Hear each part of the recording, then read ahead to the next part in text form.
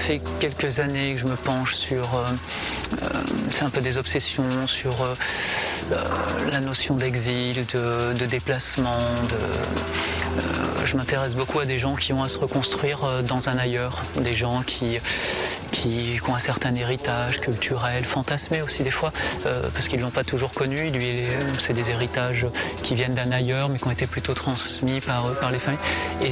Et en fait, j'essaie de voir de quoi sont faits ces gens dont on a souvent pour habitude de dire qu'ils sont métissés culturellement, qui sont réfugiés, immigrés. Mais qu'est-ce que ça veut dire tout ça dans une sphère de l'intime ?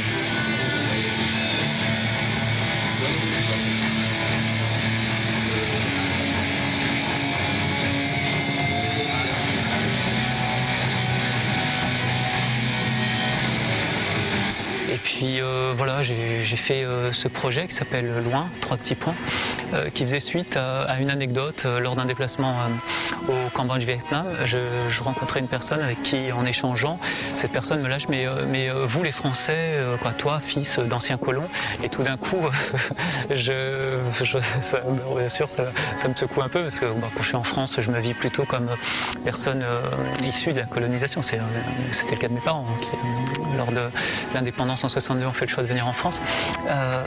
Et en même temps, plutôt que de juste corriger un peu les choses, repréciser les choses sur mes origines, etc., je trouvais que c'était assez le reflet de ce qui se passe bien souvent, c'est-à-dire que dans nos identités, la première chose qui apparaît bien souvent, c'est notre identité nationale. On sait le pataquès que ça a été d'ailleurs ces derniers mois en France de vouloir se frotter à ça de façon très maladroite. Et je trouve que ça occulte cette fixation sur notre identité nationale, occulte tous les autres volets, toutes les autres facettes de nos identités, identité culturelle, identité psychologique, etc. Le regard dans le vide, la végétation épaisse mais les sourcils droits, devant ceux qui ne peuvent jaillir des tags, des tireuses de cartes, des médecines tabous, tes plaies couvertes de miel, mes ampoules javelisées. Promis, je m'occuperai de lui jusqu'à sa majorité, je l'accompagnerai dans tous les ascenseurs. Il ne pourra plus maquiller les gorges, les sueurs froides et les pilotes qui l'électrisent.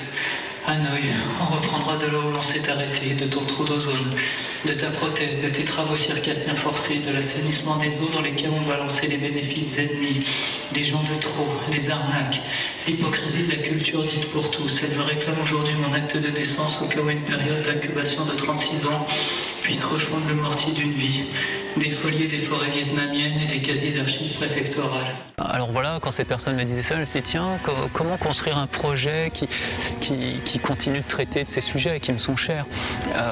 Et j'avais un lien direct avec l'histoire de l'Indochine, parce que j'étais au Vietnam en train d'échanger avec cette personne, donc ex-Indochine. Et en fait, je me suis rappelé que mon père avait combattu là-bas, parce qu'à l'époque où l'Algérie était colonisée, on prenait les soldats algériens, parce que c'était rattaché à l'armée française, pour combattre dans les conflits qui impliquaient la France. Ça a été le cas pour mon père, 39-45, la guerre d'Indochine.